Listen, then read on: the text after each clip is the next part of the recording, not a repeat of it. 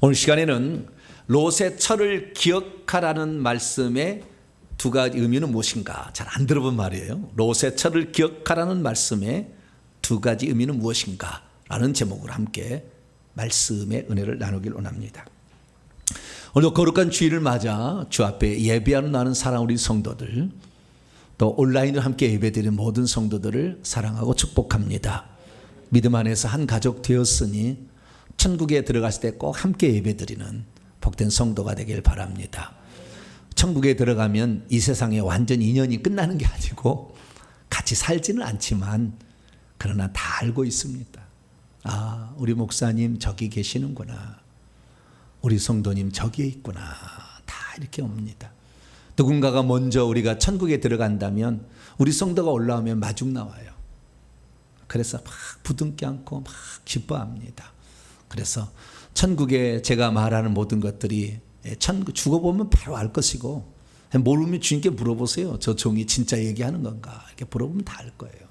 그래서 우리가 천국까지 이어지는 복된 믿음의 행진이 우리 성도들이 말씀을 바탕으로 견고해지길 바라고, 분명한 약속의 말씀을 붙잡고 승리하여서 천국에서 멸류관는 성도가 되시기를 바랍니다. 오늘은 시대의 징조에 관한 말씀으로 말씀을 열어볼까 합니다. 지금 우리는 어느 시대에 살고 있는 것일까요? 과연 우리의 다음의 시대는 과연 우리에게 있을까요? 그리고 우리가 살고 있는 시대에 과연 우리는 사탄 마귀가 무저경에서 올라와서 마지막으로 사람들을 죽이는 이런 현상을, 이런 실제를 우리가 눈으로 목도하게 되는 것일까요? 우리가 살아서 주님이 공중에 오는 것을 보고 호련히 변화되어 올라가는 것을 볼 수 있을까요? 결론적으로 말씀드리자면 그것은 우리가 알 수는 없습니다. 왜냐하면 그 때와 그 시간, 그 날짜도 정한 그 데이와 그 시간은 아우어는 그분만이 알고 있다. 하나님 아버지만 자기 권한에 두셨기 때문에 실제적으로 알 수는 없죠. 그러나 그 날짜와 그 시간은 몰라도, 그 데이와 그 아우어는 몰라도 그 때가 어느쯤에 될 것인지는 알 수 있도록 하신다고 주님이 말씀하셨어요. 그것이 징조들입니다. 그래서 우리는 징조들을 통하여 그 시기가 가까웠다 생각이 되는데요. 저는 방금 얘기했던 모든 것들이 우리 시대에 있을 거라고 저는 생각하고 있습니다. 저는 그래요. 저는 있을 것이라고 저는 생각합니다. 여러 많은 정황들이 있기 때문에 이런 얘기를 합니다. 그래서 우리가 먼 미래에 주님의 재림이 있다 이렇게 생각하시면 안 돼요. 하루하루를 여러분 헛되지 않게 살아갈 수 있는 복된 성도가 되기를 축원합니다. 그러면 어떻게 그 날짜는 몰라도 그 징조, 그 시기 때는 알 수가 있는가 이거죠. 그것은 우선 징조를 통해 알 수 있는데요. 징조는 두 가지입니다. 하나는 자연 현상에 관하여 우리가 알 수 있는 게 있고, 하나는 영적인 현상을 보고서 알 수 있다라고 정의할 수 있습니다. 자연 현상이라 그것은 징조들을 통해서 아는 것이고요. 그 징조들은 전쟁, 기근, 전염병, 그 다음에 홍수, 화산 폭발, 수많은 이런 것들로 우리가 짐작할 수 있는 것이고요. 영적인 현상이라는 것은 그리스도인들을 잡아 죽이는 것입니다. 그래서 그런 것을 우리가 지금 앞두고 있는 현실에 있죠. 그런데 주님께서 그 마지막 시대의 세상적 분위기를 말씀을 하셨는데 그것을 비유로 두 가지로 말했어요. 하나는 무엇이냐? 하나는 인자의 날에 때가 노아의 때와 같고 롯의 때와 같다. 이 두 가지 비유를 들어서 우리에게 말씀하신 것이죠. 그런데 이 노아의 때와 같고 롯의 때와 같다는 건 핵심이 뭐냐면 주님께서 그날 오실 때에 모르는 사람은 깜깜하게 모른다는 거예요. 그래서 그날이 도적같이 갑자기 쇄도하듯이 올게 될 거다. 그렇게 주님은 말씀하셨습니다. 그래서 예수님께서는 노아의 때와 롯의 때와 같다는 것에 말씀을 하신 후에 결론적으로 이렇게 요약해 주셨어요. 마태복음 22장 42절 44절 보면 그러므로 너희는 깨어 있어라 준비하고 있어라 이거예요. 깨어 있어라. 언제가 있는지. 그 다음에 준비하고 있어라. 이 두 가지를 말씀했는데요. 먼저 깨어 있어라. 왜냐하면 어느 날에 너희의 주가 그분 자신을 위하여 오시는지 너희가 알지 못한 채 있기 때문이다. 너희도 저것을 아는 바니, 그때를 아는 바니, 만일 집주인이 도둑이 어느 시각에 올 줄 알아온 채 있다면 깨어 있었을 것이고 그 집을 뚫지 못하게 하였을 것이다. 이러므로 너희도 계속해서 준비하고 있어라. 왜냐하면 생각하고 있지 않은 시간에 인자가 오기 때문이다. 그러니까 우리가 전혀 예상치 않은 뜻밖의 도둑처럼 오시는 주님을 보게 될 것이다. 그러니까 우리 생각, 지금은 안 와. 생각하는데 그날 올 수 있다. 이것을 지금 말해주고 있는 거예요. 그래서 우리 주님의 임박성과 재림의 급작성은 그때 가봐야 비로소 알 수 있음을 알 수 있는 것이죠.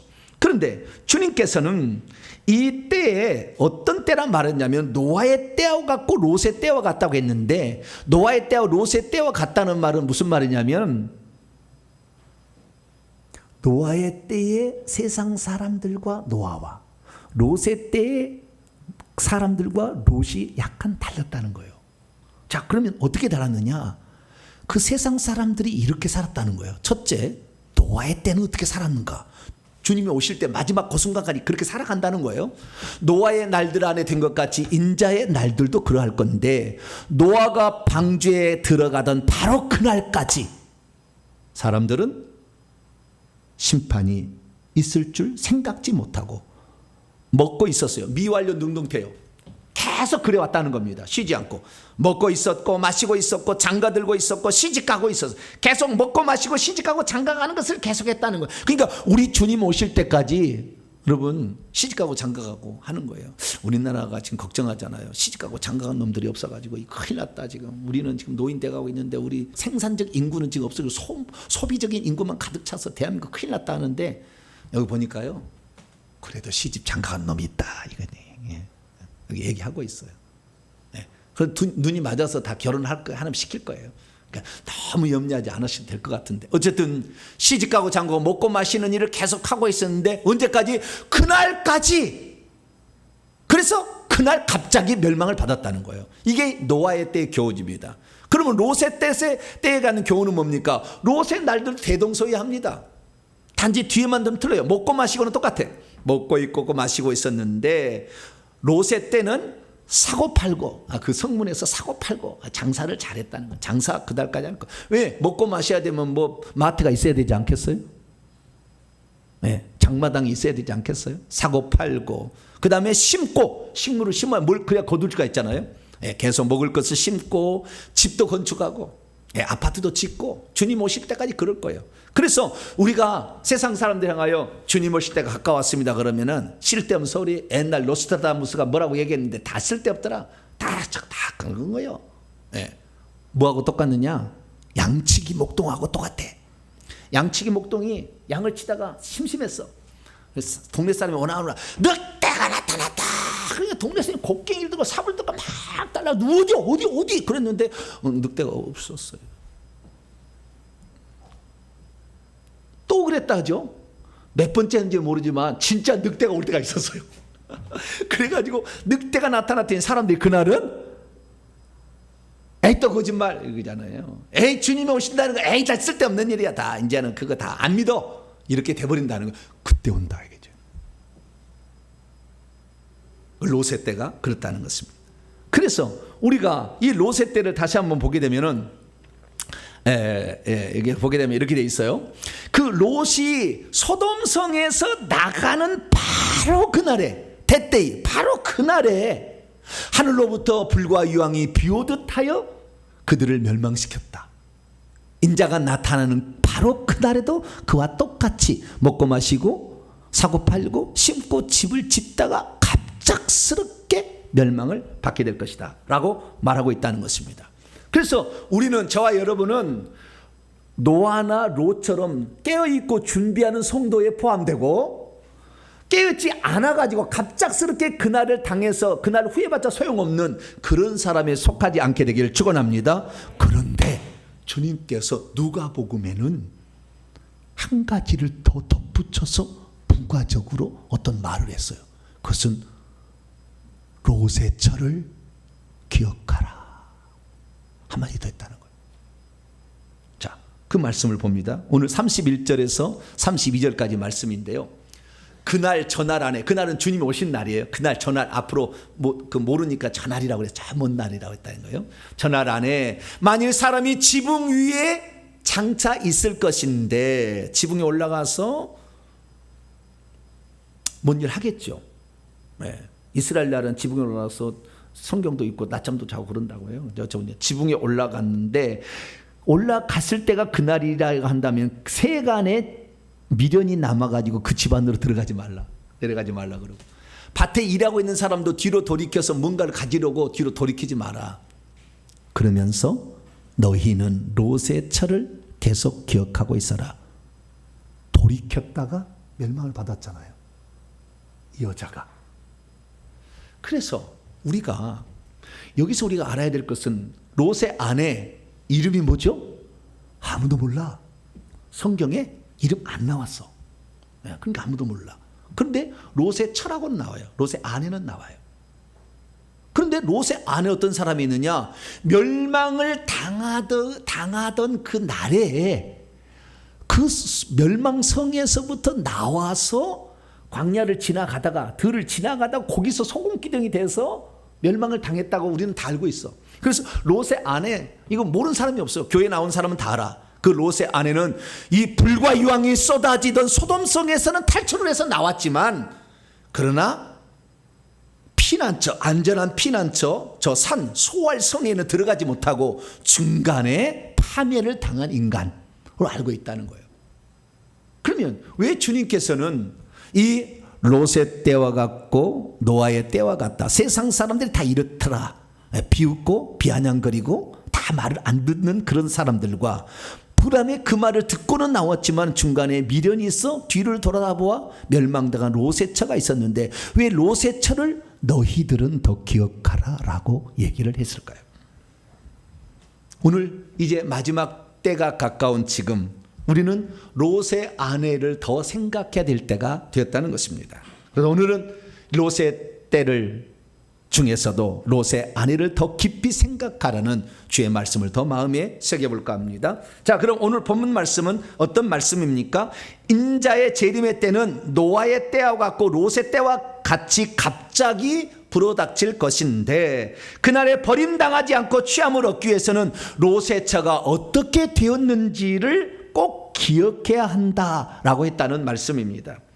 예수께서는 인자의 날은 노아의 날과 같고 롯의 날과 같다고 비유하셨는데, 왜 한마디 더 추가하여 롯의 철을 깊이 생각하라 라고 말씀을 하셨을까요?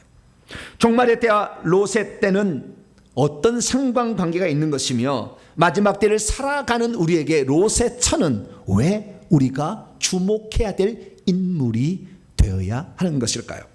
오늘 본 말씀은 예수님께서 공생의 3년을 마치시고 이제 종생에 얼마 남지 않는 시점에 제자들이 인자의 날 하루, 재림의 날이 언제입니까? 라는 질문을 해왔을 때 그 질문의 답변으로 주신 말씀에 해당됩니다. 주님은 그 날은 세상 사람들, 하나님에 대해서 관심 없는 세상 사람들은 갑자기 그날이 올 것이다 라는 것을 노아와 롯의 때를 통해서 알려주셨고, 믿는 자라 할지라도 그날에 버림당하는 자가 있을 것임을 롯의 철을 통하여 말씀을 해주고 있습니다. 믿음이 있어도 예수께서 말씀하신 바 그 의미를 제대로 파악하지 못하면 그날에 롯의 처와 같은 사람이 반드시 나올 겁니다. 믿음이 있어도 예수께서 말씀하신 의미를 제대로 파악하지 못하면 자신은 예수를 믿었기 때문에 지옥의 권세에서 벗어났으니 언제 주님이 온다 할지라도 나는 천국에 갈 것이라고 생각하는 것이 아니라는 것을 알게 될 날이 올 날이다. 믿음이 있어도 예수께서 말씀하신 의미를 제대로 파악하지 못하면 그날에 가서야 롯의 처와 같은 운명에 처해진 자기 자신을 보면서 가슴을 치며 통곡할 사람이 생길 것이다 라고 말씀한다는 겁니다. 믿음이 있어도 예수께서 말씀하시는 의미를 제대로 파악하지 못하면 나는 버림받지 않겠다고 생각하지만 당일날에 버림을 받아서 결국에 예루살렘 성에 들어가지 못하는 사람이 있을 것이다 라는 것을 성경은 말씀하고 있는 것이죠. 그러므로 저와 여러분들은 롯의 아내를 다시 한번 묵상할 수 있게 되기를 축원합니다. 그래서 그날 버림당하는 그러한 유에 속한 사람이 되지 말고 그날 예루살렘 성 안에 들어가서 영원한 복락의 기쁨을 누리는 복된 성도가 되길 간절히 바랍니다. 자, 그러면 지금 시대는 어느 시대일까요? 제가 서두에서 잠깐 얘기했지만 지금은 예수 그리스도께서 매우 재림하시기 가까운 시점에 와 있다라는 것을 우리가 확인할 수가 있습니다. 그러니까 우리가 살아서 주님을 만나서 천국에 들어갈 때도 있을 것이고 우리 중에 어떤 자는 살아서 지옥에 쏙 떨어질 자도 있을 수 있다라는 거예요. 어떻게 할 수 있느냐? 두 가지입니다. 두 가지. 징조와 그 다음에 천국의 상황입니다. 징조는 다시 두 가지로 나눕니다. 하나는 징조는 세상 돌아가는 것, 자연 상황과 그 다음에 영적인 핍박의 상황, 이 두 가지로 정리를 할 수 있습니다. 자연 징조를 봅니다. 작년에 러시아가 크림반도를 되찾고 원로의 영태를 되찾는다고 우크라이나 전쟁을 시작했어요. 당연히 러시아는 강국이니까 우크라이나 그냥 한 달 아니면 다 끝날 줄 알았어요. 그런데 지금 들려온 정보에 의하면 러시아가 가지고 있는 이 초음속 비행기마저 별로 효과가 없다. 이게 지금 알려졌어요. 그래서 지금 전 세계가 대한민국을 제일 지금 귀하게 여깁니다. 왜냐하면 대한민국의 국방 기술력이 대단합니다. 우리나라에게 핵 만들려면 세계 최고 만들어 버릴 거예요. 1년 안에. 1년도 안 걸릴 겁니다. 그도 어마어마한 기술을 가지고 있는데 구소련이 잘한 줄 알았더니 그렇지 않다는 거예요. 왜냐하면 우크라이나에게 맨날 당하잖아요. 그리고 전쟁이 한 달 만에 끝날 줄 알았더니 지금 1년하고도 더 훨씬 지나서 570일이 됐어요. 그런데 지금 러시아가 밀리는 그런 상황에 처해 있잖아요. 이 전쟁이 언제 끝날지 알 수가 없어요. 그런데 이 전쟁이 러시아와 우크라이나 전쟁으로 끝나는 게 아니라 우크라이나를 서방 진영과 미국과 대한민국이 도와주고 있잖아요. 러시아를 중국과 그 옆에 있는 위성 나라들과 그 다음에 북한이 지금 도와주고 있잖아요. 마지막 전쟁이 어떻게 터질지 몰라요. 계속 하고 있으니까. 지금 김정은 불러다가 만지작 하잖아요. 뭘 만지작 해요? 핵을 만지작 하고 있잖아요. 러시아에서 쏘면은 그러니까 북한을 쑤셔가지고 쏠지 몰라요. 지금 전쟁 상황이 어떻게 벌어질지 알 수가 없어. 전쟁 터지면 이제 끝나는 거겠죠. 근데 전쟁뿐만이 아닙니다. 지난 주간에 있었던 일입니다. 지난주 토요일 날 9월 9일 날 모로코에 강진이 세지도 않아서 6.8밖에 안 되는데 3,700만 명이라고 그래요. 이 나라 국민이. 그 유럽 쪽에 그 북쪽에 아프리카 지역인데요. 왼쪽 부분 꼭대기에 있는데 이 모로코에서 지진이 일어났는데요. 6.8밖에 안 됐는데 얼마나 지진이 셌는지 그 파묻힌 사람이 2,000명이 하루아침에 죽었어요. 지금도 복구가 안 돼요. 네, 이제는 다 죽었겠죠. 살 사람 없겠죠. 엄두를 못 내고 있어요 지금. 뿐만 아니라 그 다음 날 9월 10일 날 리비아에 열대성 폭풍이 이렇게 그 데르나 리비아의 북쪽에 오른쪽에 그 바닷가 근방에 데르나라는 지역으로 왔어요. 그 왔는데 비가 내렸어요. 근데 엄청 비가 많이 내렸나 봐요. 그래가지고 그 도시는 위에 물을 공급하기 위해 댐을 2개를 만들었어요. 상류에 댐이 하나 있고 하류에 댐이 하나 있는데 2년치 비가 하루아침에 내려버렸어요. 2년치 비가 하루아침에 내렸어. 그래가지고 상류 댐을 그냥 터뜨려 버렸어요. 그 물이 와가지고 그래서 하류 댐을 보강해야 한다 했는데 지금 나라가 내전이 IS가 여기서 나온 거예요. 옛날에. 여기 나라가 내전 때문에 지금 나라가 엉망이에요. 정부가 둘로 나눠졌어요 지금. 그래서 아무도 지금 거들떠도 않는데 그 하류에 있는 바로 도시 위에 있는 댐을 다시 한번 폭발을 시켜버렸어요. 이 물이 내려와. 그래서 7m의 물이 강이 흘러가 버렸어요. 그 도시를. 그래가지고 거기에 이 물에 죽었는데요. 1만 3천 명이 그냥 그날 죽어버렸어요.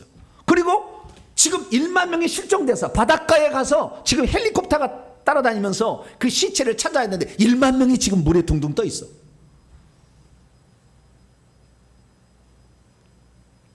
두 나라는 이슬람교가 97%, 98%라고 돼 있더라고요. 하나님을 안 믿는 나라, 하나님을 거역하는 나라, 중국, 미국도 좀 때렸죠. 네, 지금 하나님께서 계속해서 뭔가를 지금 때리고 있다는 사실을 알 수가 있죠. 2025년이 되면 그러면 우리나라는 안전하냐? 우리나라는 안전하지 않습니다. 지금요, 백두산, 저 중국에서는 장백산이라 하는데 백두산에 물이 뻘뻘뻘뻘뻘 올라오고 있어요. 뜨거운 물이. 네. 그런데 백두산이 100년 만에 한 번씩 폭발하는데요. 2025년이 100년째 되는 해래요. 전 세계 화산 폭발 가운데 백두산 폭발이 제일 셌답니다. 그때 맨날 며칠을 하늘을 덮어가지고 태양이 사라져 지구의 온도가 낮게 하는 폭발이 백두산이 일어났어요. 1m 이상의 재가 쌓였어요. 그래서 우리는 기도해야 돼. 동남풍 서북풍 불어라. 할렐루야.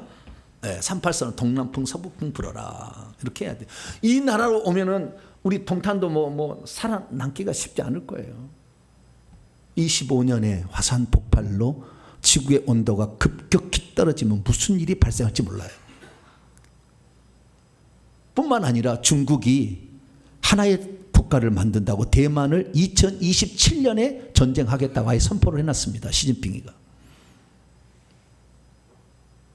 어떤 일이 일어날지 지금 얼마나 급박하게 이 세상이 돌아갈지 아무도 알 수 없는데 이런 것들을 요한계시록에 보면 복음 전파와 더불어서 전쟁, 기근, 전염병이 칠 거다고 얘기해놨고 이 기간이 지나다면 순교자의 수 5째인 순교자의 숫자가 차게 되면 주님 오신다고 그랬거든요. 그래서 이 자연적인 재앙과 더불어서 그 다음에 신앙의 재앙인 짐승인 적그리스도와 거짓 선자에 의해서 사람들이 다 죽임을 당하게 될 텐데 이때는 사단이 올라와요. 무저갱에서. 그런데 그 사단이 3년 반 동안 이렇게 활동을 해서 사람을 죽일 텐데 3년 반이 숫자적인 3년 반은 아니에요. 왜냐하면 그날이 너무 환란이 심해서 그날을 감해주지 않으면 구원받을 자가 없기 때문에 그날을 감해준다고 그랬거든요. 그렇기 때문에 날짜가 3년 반은 아니겠지만 순간적으로 환란은 지나갈 거예요. 왜냐하면 징조의 큰 두 번째 징조가 뭐냐면 이 땅에서 징조 말고 하늘의 상황을 지금은 볼 수 있기 때문에 그래요. 지금은 수많은 사람들이 영안이 열려가지고 천국에 집을 짓고 사는 성도들의 집을 가서 탐방을 할 수가 있어요. 그리고 천국에서 예배드리는 상황을 알 수 있는데 집이 다 찬 것은 너무나 많으니까 못 돌아보잖아요. 왜냐하면 수십억의 인구가 천국에 가 있는데 그걸 다 못 가는데 중요한 것은 예배드릴 때는 한 자리에 모인다는 거예요. 그래서 그 예배드리는 장면을 영안으로 보면 이렇게 정확합니다. 나 천국에서 다 확인하시면 돼요. 주님의 보좌가 한가운데 노란복의 보좌가 주님에 있고요. 네 생물이 4명이 둥둥 떠 있어요. 그 앞에 분향단 번제단 같은 당에서 불이 타오르고 있는데요. 오른쪽 편을 보시게 되면 지금 24장로가 앉아있는 자리가 있죠. 12명씩 12명씩 두 줄로 해서 24인데 이것은 사도 요한이 AD 95년경에 볼 때 이미 24장로는 차 있었어요. 사도 요한은 포함 안 됐다는 거죠. 거기에 베드로와 바울이 들어가 있어요. 예. 그래서 24장로가 이 환상을 보기 30년에 순교했는데 거기 다 있어요. 그리고 왼쪽 편에를 가게 되면 초록색으로 칠해진 보이는데 4,000명의 성가대가 있고요. 하나님 보좌 앞쪽으로 70줄에 14만 4천 명의 자리가 있어요. 14만 4천 명. 그리고 그 너머에는 허다한 무리들이 종려나무가지를 흔들고 예배를 드리는데 수억의 수십억의 인구가 거기에 있는 거죠. 그럼 문제는 뭐냐? 14만 4천 명이 앉은 자리가 지정석이라는 거예요. 지정석. 그 자리에 이름이 기록되어 있다 이거예요. 예정이지만 고정은 아니에요. 그래서 그 자리가 얼마나 차느냐를 보면 주님의 재림 때가 가까운지 아는데 고이 찬다는 거예요. 그래서 우리 세대에 우리는 주님의 공중 재림을 눈으로 볼 수 있는 가능성이 매우 높은 그런 시대에 우리가 살고 있다는 것을 아셔야 합니다. 그래서 우리 다음 시대가 있을까? 한번 고민해 봐야 될 그런 시점에 처해 있다는 것입니다. 그러면 이 종말의 때에 이렇게 가까운 종말의 때를 저희들이 살고 있는데, 다시 말해서 지금 사탄이 올라오는, 무적이 올라오는 바로 그 시점 앞에 있는데, 우리가 이 상황에서 우리는 어떻게 그날을 준비하고 깨어 있을 수 있을까요? 먼저는 노아의 때, 롯의 때처럼 세상 사람이 휩쓸린 것에 휩쓸리지 말라고 주님이 말씀하셨습니다. 그래서 우리는 이 노아의 때와 롯의 때를 잘 알아야 되는데, 노아의 때와 롯의 때의 특징은 세 가지 특징이 있습니다. 첫째, 노아의 때, 롯의 때는 그날이 되면 싹 다 죽는다는 거예요. 그 멸망당할 그 세상이나 도성에서 나와서 다른 곳으로 가지 않은 한 싹 다 죽는다는 거예요. 이게 특징이에요. 노아는 물로 싹 죽여버렸고, 롯은 불과 유황으로 싹 죽였어요. 이 두 날은 다 죽는 날이 끝장난다는 거예요. 알파와 오메가 되신 주님께서 오메가로 마지막 날이라는 거예요. 그러니까 그때 구출받아서 다른 데로 이동하지 않은 한 남아있는 모든 사람은 다 죽는 거예요. 이것이 첫 번째 특징입니다. 저와 여러분들은 이 땅에 그날 남아있지 않게 되기를 축원합니다. 하늘로 불려 올라가야 돼요. 나팔 불 때 그때 올라가야 돼요. 그러려면 지금부터 준비할 수 있게 되기를 축원합니다. 소돔과 고모라만 멸망당한 게 아니었어요. 그때 당시에 소돔과 고모라 옆에 있는 주변의 성들도, 아드바, 스보임도 같이 세상의 음란 쾌락과 육체를 따라 육체의 만족과 쾌락과 유익을 위해서, 명예를 위해서, 인기를 위해 살아가다가 불의 형벌을 받았다, 이렇게 말합니다. 그래서 우리는 첫 번째, 그날 싹 다 끝난다. 그리고 그날 데려간 사람을 제외한 모든 건 다 죽는다. 그 사람 다 지옥 간다. 이것이 바로 그때 당시에 알려진 첫 번째 비밀이다라는 것입니다. 두 번째는 뭐냐? 두 번째는 그때 멸망당하는 사람이 어떤 사람인가 봤더니, 세상적인 일에만 관심을 가질 뿐 하나님에 대해서, 구원에 대해서, 천국에 대해서, 하나님의 심판에 대해서 관심을 갖지 않는 모든 자들이 전부 심판을 받았다는 거예요. 두 쪽으로 갈린다는 겁니다, 그날은. 그래서 이 세상 사람들은 먹고 마시고 시집가고 장가가고 사고 팔고 심고 거두고는 일, 건물 짓는 일을 계속 할 것이지만, 깨어있는 자는 그날이 가까움을 알고 천국을 준비해 간다는 거예요. 저와 여러분들은 노아와 롯처럼 그날을 준비해 가는 복된 성도가 되기를 축원합니다. 그래서 세상 사람이 똑같이 살아가는 것처럼 살아가지만, 이 계란이 삶은 거하고 그 다음에 그 온전한 계란, 그래서 병아리가 나올 계란하고 이게 틀리잖아요. 겉모기는 똑같아도. 우리는 속에 생명이 있어야 되고, 주님이 품으시면 부활체로 병아리가 되어서 나갈 수 있는 준비를 잘하기를 축원합니다. 세 번째 특징은 뭐냐? 세 번째 특징은 그 때가 되면 구원받을 자가 거의 없다. 그 때가 되면 전도가 안 된다. 전도가 안 된다. 노아가 여러분 방주를 지을 때 몇 년을 지었을까요? 성경에 보면은요, 노아는 480세에 하나님께 경고를 받습니다. 지구의 사람들의 죄악이 폐역해서 관영하니, 차고 넘치니 내가 더 이상의 이들과 함께하지 않겠다. 그래서 그들의 날은 120년이 되리라. 그래서 노아 600세던 해에 홍수가 내려서 끝났거든요. 480세에 경고를 주었어요. 그러면 언제 방주를 지으라고 했느냐? 방주를 지으라고 할 때는 480세가 아니에요. 그 성경 창세기 6장을 열어보게 되면 노아가 장가를 들어서 500세의 장가를 들었어요. 늦게 장가를 들었어요. 노아가 500세의 장가를 들어서 셈과 함과 야벳을 낳았어요. 2년 터울로 나타난다면 502세, 504세, 506세에 낳았겠죠. 만약에 그렇다 한다면. 그러나 500세 된 이에 나왔다고 나와요. 그리고 하나님께서 노아를 불러다가 이제 내가 물로 심판을 할 거니까 너 방주를 지어라 라고 말씀할 때 뭐라고 했냐면은 방주를 짓고 너와 네 아내와 네 아들들 셋과 그 다음에 자부들 3명 총 8명이 그 방주 안으로 들어가라. 그래서 방주를 지으라는 명령을 내릴 때는 이미 자식들이 장가를 간 상태였어요. 그러니까 장가를 20살에 갔다 그러면은 20살에 갔다 그럼 500세를 일한다면은 80년을 방주를 지은 거고 30살에 애들을 장가 보냈다 그러면 어떻게 해요? 70살 정도 된 거죠. 많게 잡아야 80년, 적게 잡으면 70년 동안 방주를 지었는데 그럼 노아는 방주일 때 아무것도 안 했을까요? 성경에 보면 아주 중요한 베드로서 2장 5절에 말씀을 얘기하고 있는데 하나님께서 옛 세상 노아 홍수 이전의 세상을 아끼지 아니하시고 멸하기로 작정했는데 그때 의를 전파하는 노아와 그의 7 식구는 보존하셨다라고 말하고 있어요. 근데 생각해 보세요. 이것을 다르게 표현합니다.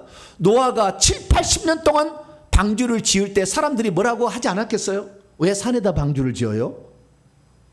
그리고 노아 홍수 이전에는 홍수라는 게 존재하지 않았어요. 그때는 이 지구의 나무들이 막 100m, 200m 이런 거 흔했어요. 높이가. 그래가지고 다 습도가 잘 맞아서 잘 살았어요. 공중에 이 물층이 사라지지 않는 때거든요. 그러니까 이때는 홍수가 나지 않은 때예요. 그러니까 비가 내리리라고는 상상을 못했고 홍수가 나리라는 상상을 못했어요.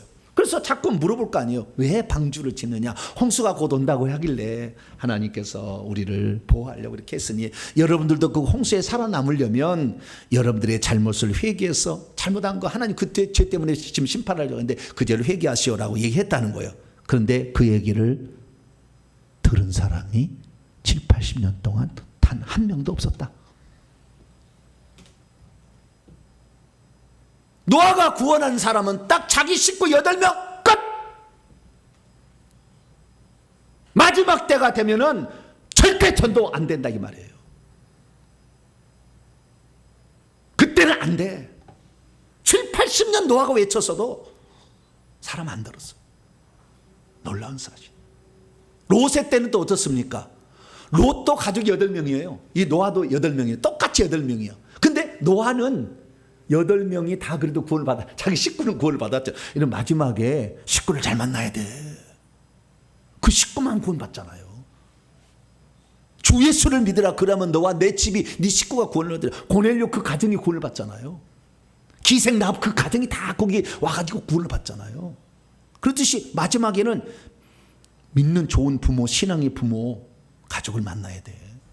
근데 어쨌든 노아는 다 구원했는데 롯은 8명 가운데 5명을 잃어버리고 3명만 구원받아요. 식구들 중에. 왜 그랬을까요?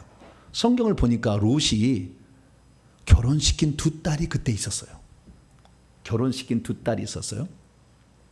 그래서 창세기 19장 14절 보면 롯이 나가서 천사가 와서 고지를 해줬는데 여호와께서 이제 이성을 멸한다고 했다. 그러니 나가자. 이성은 멸망성이고 불과 유황이요 비오도 떨어질 거다. 나가자 그랬어요.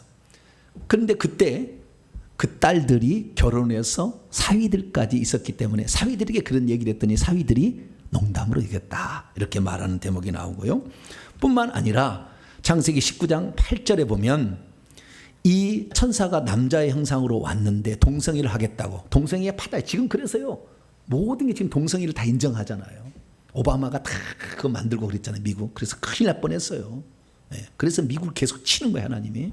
근데 우리나라도 이 동성애법 인정하면 큰일 나는 거예요. 근데 동성애를 하겠다고 하니까 이 천사가 눈을 멀게 해서 이렇게 했는데요. 그런데 그때 이 롯이 하는 얘기를 내게 남자를 가까이 하지 않은 시집가지 않는 딸 2이 있으니 이것을 욕보해도 괜찮다. 그러나 천사는 보호하려고. 나쁜 부모에 그런 부모 어디 있어요. 천사를 내주고 딸을 보호해 그런가요? 저지간 2딸이 있다 이런 얘기를 해요. 그러니까 이 노아는 4명의 딸이 있었고 아들은 없었다 이렇게 볼 수가 있어요. 네 명, 성경에 나온 게 4명의 딸은 분명해. 2명의 딸은 시집 안 갔고, 그래서 노아의 집에 있었고 2명의 딸은 시집 가서 사위들과 살고 있었어요. 그래서 2 딸들과 사위들이 있는데, 그때 천사의 고지를 들었던 노아가 그때 전도하려고 하나님께서 천사를 보내가지고 이성을 나가라 이렇게 했다고 사위들에게 얘기합니다. 어이 사위들, 내 말 잘 듣게. 아주 지금 중요한 시점이 되었어. 내일이면 이 성이 없어진대. 하나님께서 천사를 보내가지고 우리에게 얘기했어. 그랬더니 그 사위가 뭐라고요? 천사요? 천사요? 장인아 열심히 보세요. 천사. 어디 천사가 있어요 지금? 귀신? 어디 지금? 천국 지옥? 죽어봐야 하는 거지. 그거 어떻게 알아? 사위들이 그런 거예요. 여러분, 주님의 때가 가까울수록 더 안 믿어요. 왜? 악한 영이 마지막 때가 되니까 더 왕창 달라들어가지고 믿지 못하게 방해를 할 거거든. 혈안이 돼 있거든. 더 갈수록 안 믿는 거라. 이것을 우리는 여기에서 알 수 있게 되는 것이죠. 여러분, 기왕이면 여러분의 자녀를 시집 장가 보낼 때 믿는 자에게 보낼 수 있기를 축원합니다.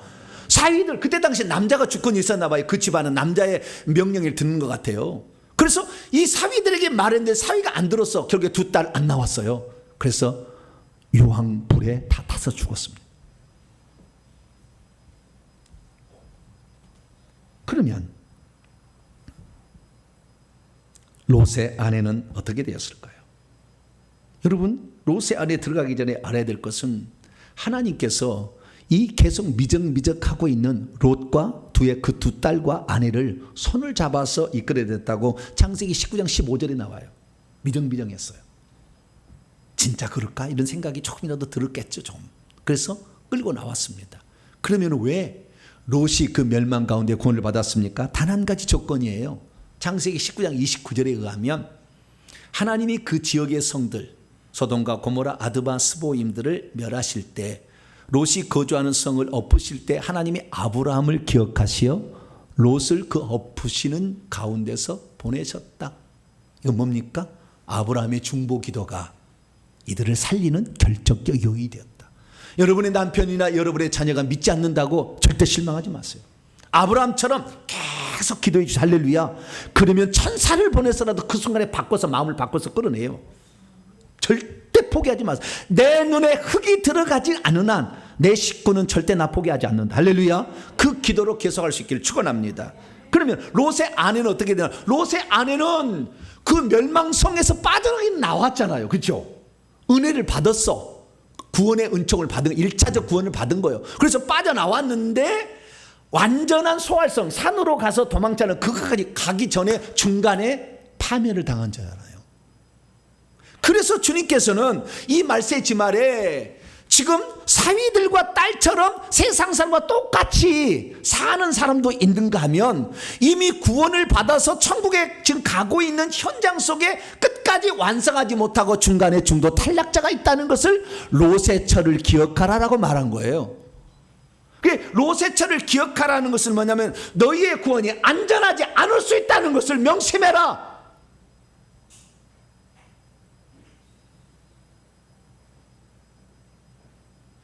롯의 철을 기억하라는 것은 너희들이 비록 예수 그리스도를 믿어서 구원의 반열에 속해서 생명책 이름이 기록된 자라 할지라도 천국에 못 들어갈 자가 있다. 이것을 가르쳐 주는 거예요. 그래서 롯의 철을 생각하라는 말의 2가지 비유는 뭐냐면, 마지막은 전도 잘 안 된다가 첫 번째 이유고, 구원받을 자가 별로 없다는 거. 2번째, 이미 구원받은 자도 탈락할 수 있음을 기억하라. 이 2가지를 주님께서 제자들에게 말씀을 해 주신 것입니다. 사랑하는 성도 여러분, 우리의 자녀들 좀 있으면 나중에는 믿겠지 하고 기도하지 않고 있습니까? 시간이 지나면 지날수록 더 안 믿습니다.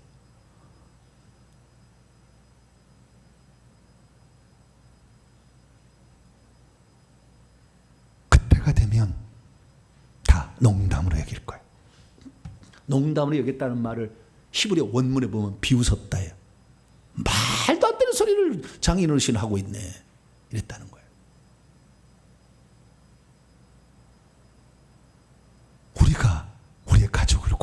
있다면 지금이 최적기요. 환란이 오기 전에 사탄이 올라와 봐요. 완전히 포진합니다. 싹 다 접어버립니다. 사람들. 어느 누구도 그 순간에 예수 믿을 사람 존재하지 않는다고 노아의 때와 롯의 때를 딱 얘기한 거예요. 그때가 돼요. 지금이 우리에게 주어진 마지막 전도의 기회 때예요. 지금이 우리가 대신 그들을 위해서 회개 기도해 줄 때고, 지금이 그들에게 사랑을 해서 그들에게 마지막 순간에도 변화될 수 있도록 사랑을 베풀어야 될 최적의 시기가 지금의 시기다. 그걸 믿게 되기를 축원합니다. 그래서 우리는 알아야 됩니다. 그래서 하나님께서는 롯의 처를 기억하라 할 때 뭐라고 얘기했느냐? 그러면 롯의 처가 왜 이미 구원을 받은 1차적 구원의 상태에 들어갔음에도 불구하고 멸망을 당했느냐? 그 이유를 누가복음 17장 31절 32절 했는데, 그것은 세상에 대한 미련이에요. 미련. 지붕에 있는 자는 집안에 세간을 가지러 가지 마라. 지금 밭을 메고 있는 사람 뒤를 돌아보지 마라. 그게 아깝다 이거예요. 얼마 전에 뉴스를 보니까요, 집에 불이 났어요. 그래가지고 뛰쳐나왔는데 보니까 생각이 나. 그래서 들어가가지고 딱 안고 나왔는데 뭘 안고 나왔느냐? 강아지를 안고 나왔어. 자기 어머니 할머니 노인 할머니는 놔두고 누구를 안고 나왔다고요? 뽀삐를, 주여, 뽀삐를 안고 나왔어.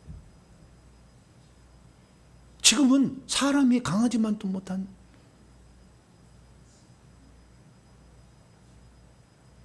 그런 시대가 됐어. 여러분, 미련을, 이건 다른 비주만, 미련을, 뭐에게 미련을 갖고 있느냐? 이 롯의 처는 미련이 있었던 거예요. 뭔 미련이 있었느냐? 롯이 어마무시하게 부자였잖아요. 그래서 아브라함의 목자들하고 이 롯의 목자가 싸워가지고 당한 거 아니에요. 어마무시한 그 재산을 가지고 들어갔는데 이것이 다 소돔성에 들어가서는 목축 안 하잖아요. 그것을 가지고 재판관의 자리를 산 것 같고요, 집을 많이 산 것 같아요. 그래서 롯의 처는 그게 미련이 남은 거예요. 오, 내 집, 저 내 집, 어떡하지, 어떡하지. 그래서 이 세속적인 그 욕망, 돈, 재산, 부귀영화, 즐거움, 이것들에 미련을 버리지 못한 자는 이미 구원을 받은 자라도 마지막 순간에 떨어진다. 그 마음 중심에 무엇이 들어가 있느냐? 성령이 들어가 있느냐? 천국이 들어가 있느냐? 그 마음 중에 영혼 구원이 들어가 있느냐? 그 마음에 회개가 들어가 있느냐? 이게 들어가 있어야 되는데 맨날 동탄의 땅을 사야 되나, 서탄의 땅을 사야 되느냐, 남탄의 땅을 사야 되느냐, 맨날 이것만 요수고 있으면 그 사람은 남겨진다 이거예요. 그것을 알지 못하니까 주님께서 비유를 들어서 설명해 줬어요. 그것이 두 가지 비유인데요, 두 남자의 비유와 두 여자의 비유예요. 두 남자가 이제 일을 마치고 한 자리에 누워서 잠을 자려고 해요. 그런데 한 사람은 데려감을 당하고 한 사람은 버려둠을 당했대. 두 여자가 열심히 낮에 일을 하고 있어요. 시어머니와 며느리겠죠 아마. 두 여자가 맷돌을 갈고 있어요. 맷돌을 돌리는 여자는 힘이 있으니까 며느리가 돌리고 있을 것이고, 시어머니는 거기다 콩을 이렇게 하고 있지 않을까 싶어요. 맷돌을 갈고 있는데 하나는 데려감을 당하고 하나는 버려둠을 당할 것이라. 무엇이 이것을 갈랐을까요? 그것이 바로 롯의 처를 기억하라는 말이에요. 이걸 헬라 원문을 보면 좀 더 알 수 있는데요, 두 명의 남자가 한 침대 위에 있습니다. 일을 마치고 쉬고 있는 거예요. 그런데 하나, 헤이스, 원이라는 뜻인데 남성 명사예요. 하나는 취해질 거지만 헤테로스, 알로스가 아닌 헤테로스, 같은 종류가 아닌 다르다는 거예요.